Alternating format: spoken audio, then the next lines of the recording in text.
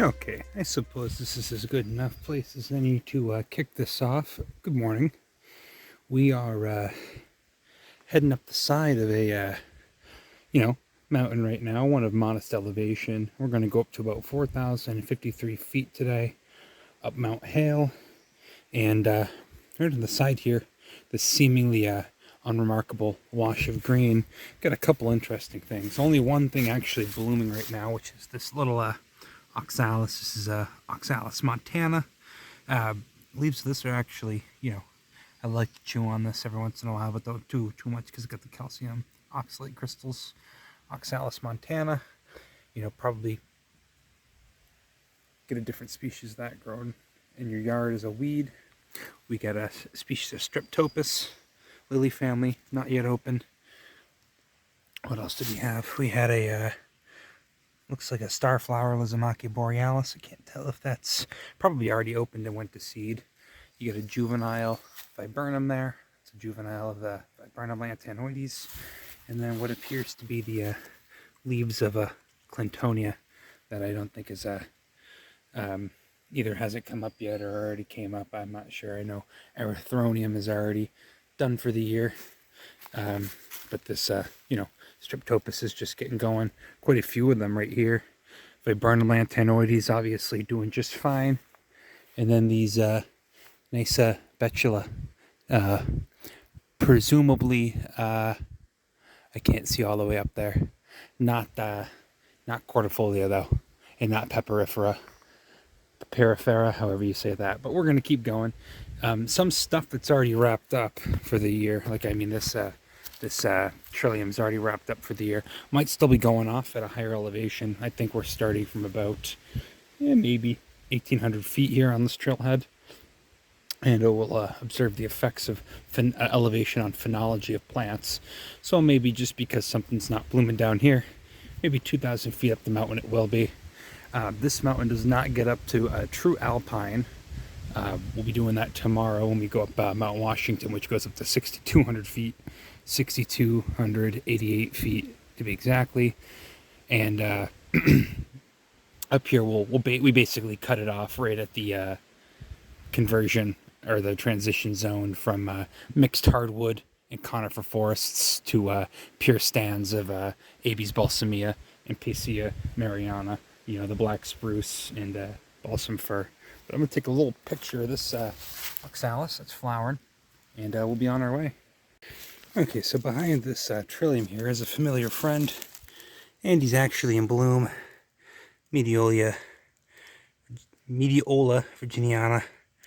And if I've ever pointed this out before, that weird brown thing, that's actually those are the stigmas. The three-branched stigma. That's the style down in there.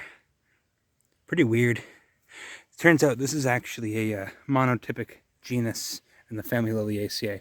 So its closest relative would actually be, those lilies right there, which you can't see because it's not flowering right now, but the Clintonias.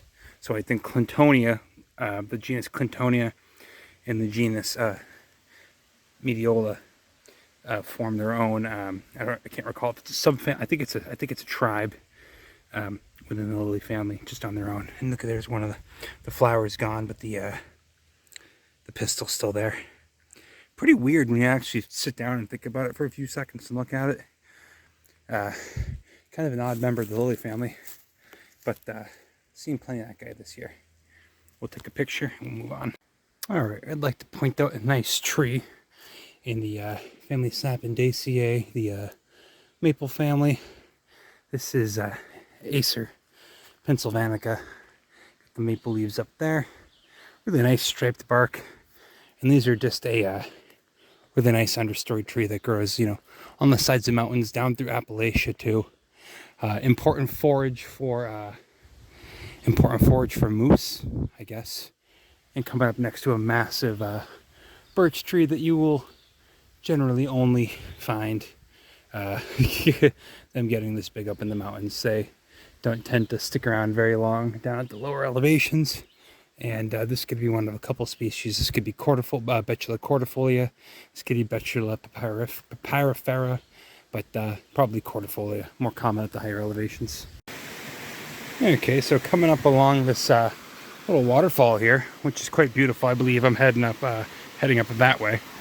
We've got a little dogwood here, Cornus canadensis. The Canadian bunchberry is the common name, and that is not one flower. What you're looking at there are a bunch of flowers that have already finished up, surrounded by showy white bracts, usually 4 of them, and just a beautiful little form factor on this guy. Flower looks nearly identical to the flower you see, or I should say inflorescence looks nearly identical to the one you see on Cornus, Florida, the flowering dogwood, which a lot of people have planted out in their front yards. But this is growing wild here, doing pretty good for itself. Usually you see them in big thickets like this with a bunch of them going off at once, but such is not the case at this current moment, and we're going to continue moving on. Okay, so here we go. An example of elevation on phenology, that is the timing of life events. You have Meanthemum canadensis here, the Canadian. Come on, zoom for me. Zoom in there. It's got tiny flowers. You got to zoom in. There we go. Member of the Asparagaceae family. Done for quite a while down at sea level down in Massachusetts, where it grows in the woods behind my work. But up here, I think we're about 2,500 feet elevation right now. Still growing. It's everyone's favorite orchid, Cypripedium acaule. Coming up at just about 2,800 feet. There's one wrapped up there. There's 2 blooming right there. There's one that didn't emerge there. Coming up with the Cornus canadensis and what appears to be Lysmachia borealis. Still blooming up here. Been done for a few weeks down below and down south. But the growing season up here is much shorter, so we got to make the most of it. His suspicions were confirmed. We've seen a bunch of Clintonia going off down below, or should I say not going off down below, because it presumably already flowered and went to seed down there. Some of these are actually done already. You can see them going to fruit there. Still got the style hanging on. Clintonia borealis. This is evidently, like I was talking about, the closest relative of Medeola virginica, which is that Indian cucumber root we saw down below going off. But yeah, Clintonia borealis, as the species epithet suggests, this is a circumboreal species. I think they get this all across, Canada, maybe down in the Great Lakes, maybe down on the West Coast. I'll have to look at the description, but it's got a generally broad description. Numerous different common names. There's one that wrapped up there. I saw one still going off. There's another one still going off right up there. Who doesn't like a nice woodland lily? Cool to see this one going off. The other flower that does look somewhat similar to this, with a, generally not doing the multiple, I don't know if that does multiple flowers on its head actually, but you get the erythronium, and you can pretty easily tell them apart. Number one, because the flower morphology does look different if you look at them next to each other. This one's going off much later in the season, and erythronium, unlike Clintonia, has these really kind of weird looking mottled green and almost gray looking puke colored leaves that it puts out. But yeah, the Erythronium americanum should be done by now, even up at this elevation. Oh, there's quite a few Clintonias. There's another one up there. Take a picture of this guy and log it. But yeah, another example of phenology. This just a few hundred feet makes a difference. And those ones down below where we were are already finished. And I suspect as we continue up in elevation, because we've still got about, 1,200 feet to go here, maybe we'll see some more. Okay, we're just under 3,000 feet. The tree cover has mostly changed up to a birch cordifolia, or Betula cordifolia, mountain birch, and Casuga canadensis, the eastern hemlock.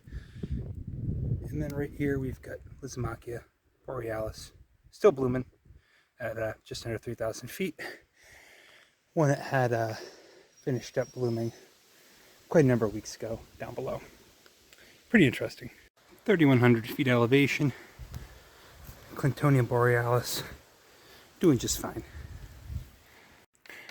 Yeah, this Clintonia has basically been our model organism for evaluating phenology today. We're a few hundred feet up above where we saw them, basically full anthesis, fully open. He's completely done flowering at the base of this mountain, at an elevation of 1,800 feet.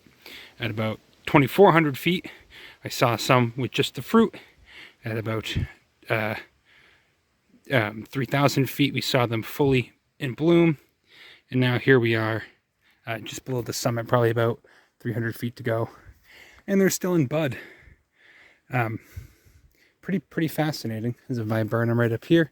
Unfortunately, this guy just finished up. Maybe we'll see some viburnum lanthanoides still in bloom. But these, bloomed very early. These bloomed pretty early in the season.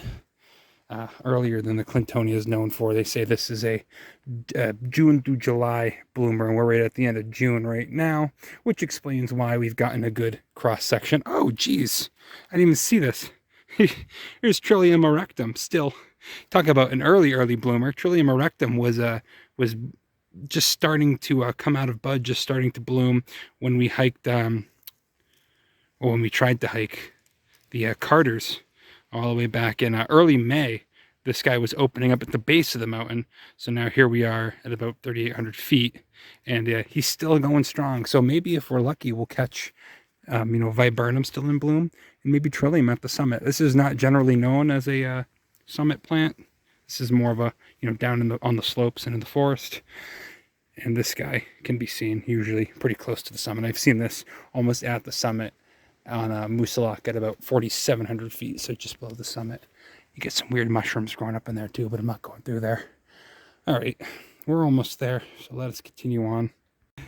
And I just came across a couple of nice gentlemen. I was peeking at a nice patch of Clintonia. They were all coming up. I'm right below the summit, I believe.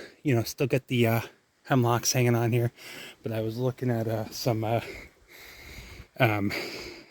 Clintonia, like I said, and first of all, they'd asked me if I'd seen any cannabis, but this is quite literally the opposite climate you want to grow cannabis in. This is wet and cold, although it is windy, and cannabis does like the breeze. But I digress. He told me he'd seen took a picture of a white flower with 3 petals, and sure enough, it was Trillium undulatum that he had taken a few weeks back, and I was able to show him a couple of the Trillium erectum plants that were still hanging on, and explain to him, just a basic concept of like a genus of plants. But he thought it was pretty cool. They were nice.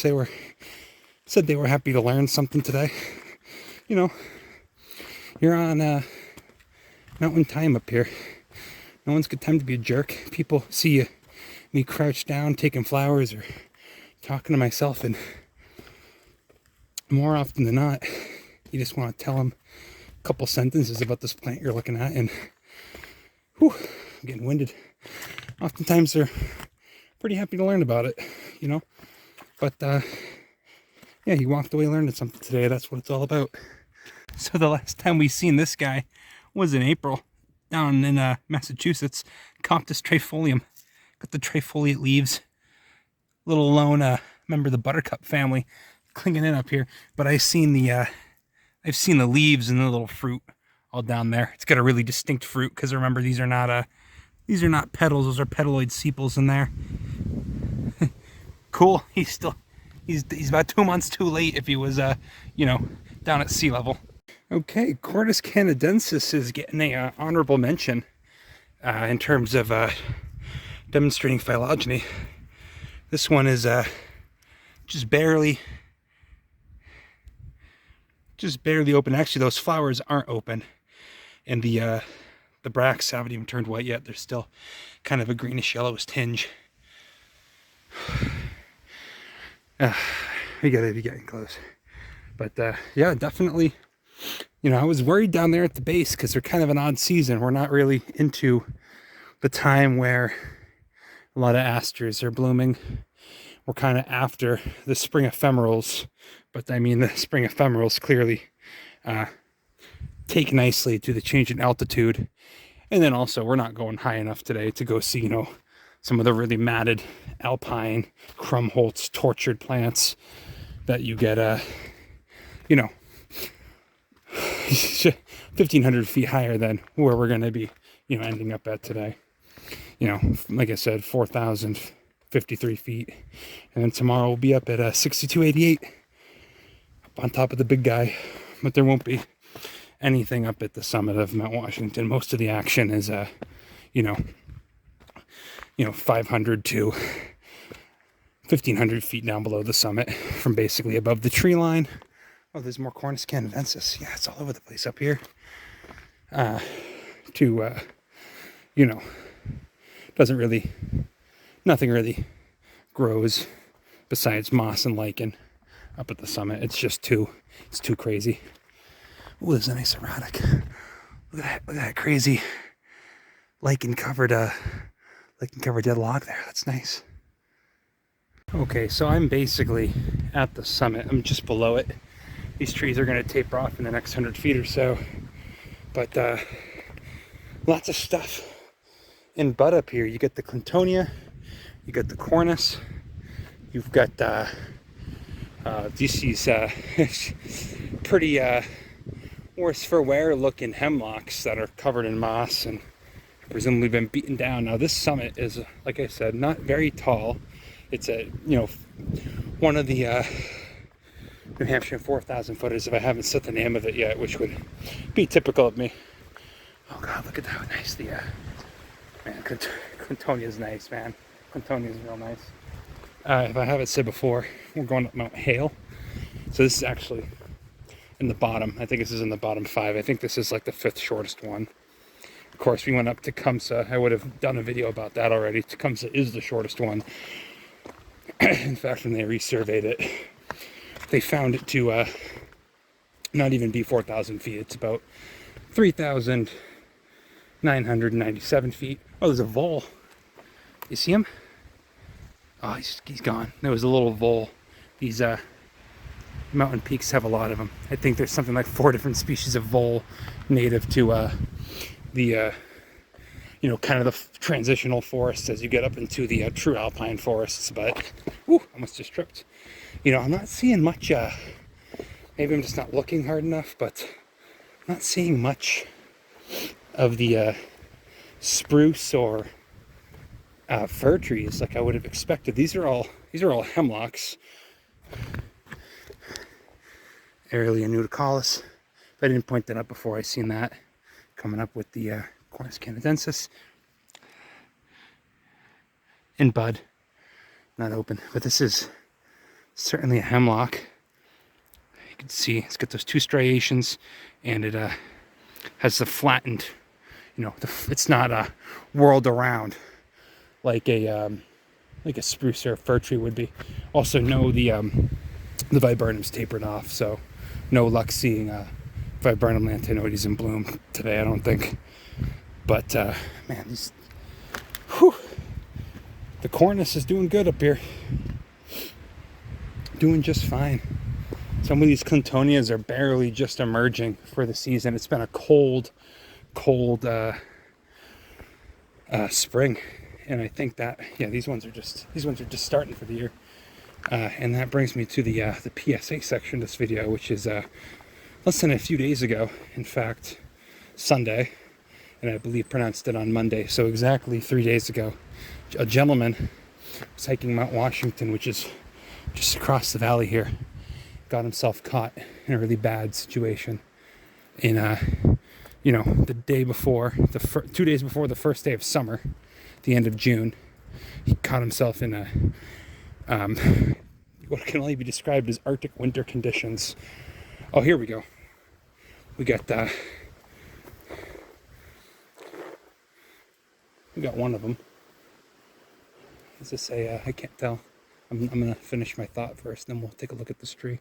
Actually, we'll keep moving, but anyway, the White Mountains are dangerous, dude. Yeah, they're not 14 years out west, and they're not like the Alps in Europe, but these mountains, this mountain range is only 60 miles from the ocean. It arises from basically sea level. In fact, Mount Washington is more topographically prominent. You probably can't see it, but it's back there. Is more topographically prominent than every single mountain in Colorado, except for Mount Albert, which is the tallest mountain in Colorado and the second tallest mountain in the continental United States. Mount Washington has a prominence of 6,000 feet. Mount Albert, despite being a 14er, here you can look at the nice Mayflowers while I tell you about this, has a prominence of 6,000 feet. The trail up Mount Washington usually requires you to gain about 5,500 feet of elevation, and the trail at Mount Albert requires you to gain about, I'll fact check myself on this, but I think it's 5,900 feet. These mountains are dangerous. We're over 400 miles north of the northernmost point in Colorado. You're on a different line of latitude in a completely different climate, much closer to the ocean, and it snows year-round up here. The evidence of past glaciation, you know, those glaciers probably only receded a few thousand years ago. It's dangerous up here. It was 20 degrees, felt like 0, and it was a pure ice storm. And unfortunately, he, like many others, lost his life up here. I'm not saying he wasn't prepared or anything, but always pays to be cautious. These mountains are dangerous. Okay, so we're up at 4,053 feet here, up on the summit of Mt Hale. I just set my backpack down. What do we get going on up here? Here's the cairn, which used to be a lot taller, and I will now proceed to climb up to see if we can get any semblance of a view. No such luck. We'd probably be able to see Mount Washington right there, but a big cloud just moved in. But that's okay. This is a mountain peak renowned for its views. It honestly wasn't that bad getting up here. And what's going on up at the summit? We've got, you know, the Cornus canadensis coming up all around the perimeter here. The woods. There's that Clintonia again. Here's yeah, this is the Picea mariana, I believe. Yep, nice and thorny. That's probably the black spruce. Where do we see the balsam fir? Ooh, that's nice. This one's soft. That new tissue's soft, and the old tissue is hard. Well, I definitely saw balsam fir going off somewhere. Oh, and you get a couple non-natives. Here's orange hawkweed, which I guess grows pretty readily up here on the you know, the balds. This is not what I would consider to be alpine. This is more of a bald type habitat. Yeah, these are all just these are all just black spruce. No cones on them, unlike the ones I've seen down at the bog. What I believe to be mountain ash, Sorbus americana right there, which I've seen kind of growing up the hills, doing so kind of how you could say looking a little bit worse for wear. I think it likes the sun more of that hawkweed. Here, I know that I know what plant it is. I just don't know the scientific name off the top of my head. He had where was it? I laughed when I saw this. Where'd it go? It's around here somewhere. Yeah, Taraxacum officinale. There's coming up where they used to have a fire tower here. You get dandelions apparently do just fine at 4,000 feet elevation. Who would have guessed? And then there's that cairn again. Yeah, they used to have a whole bunch of fire towers up on these summits, but they replaced it with aerial surveillance. There's a couple of them still around, but most of them have been taken down. It's another one of those black spruces. You know, up here, the only trees you're getting, and I mean, this would be, we're not necessarily, again, like I said, we're not high enough to be in the true alpine zone right now. This is still technically a transition zone. But the only trees you really get up here, even at just above 4,000 feet, are the Picea mariana and the Abies balsamea, and then I guess technically you get that Sorbus americana. But we did it. We're up here. Not really much going on at this summit because this is a pretty dry, low elevation summit. But had it been, you know, swampier up here, we'd probably have a different community of plants. We'd be seeing some of those shrubbed out, you know, members of family Columia. Some of those weirder, you know, ericaceous plants that'll grow up in the higher bogs, but not too damp up here. So I'll leave you guys today with a nice 360 shot of the habitat up here. And tomorrow we're picking it back up and we're going up about 2,200 feet higher than this. So that'll be exciting. Take it easy. Stay safe. Come prepared when you come out here.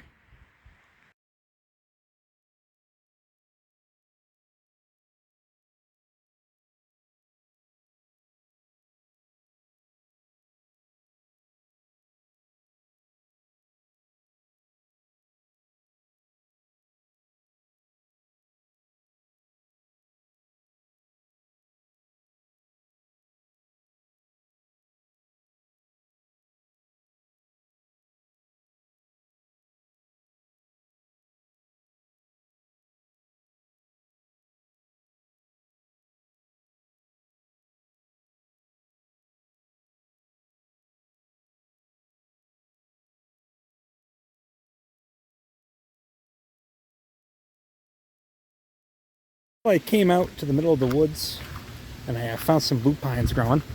These aren't the native ones. These are the lupines you get out on the west coast. Still pretty cool to see.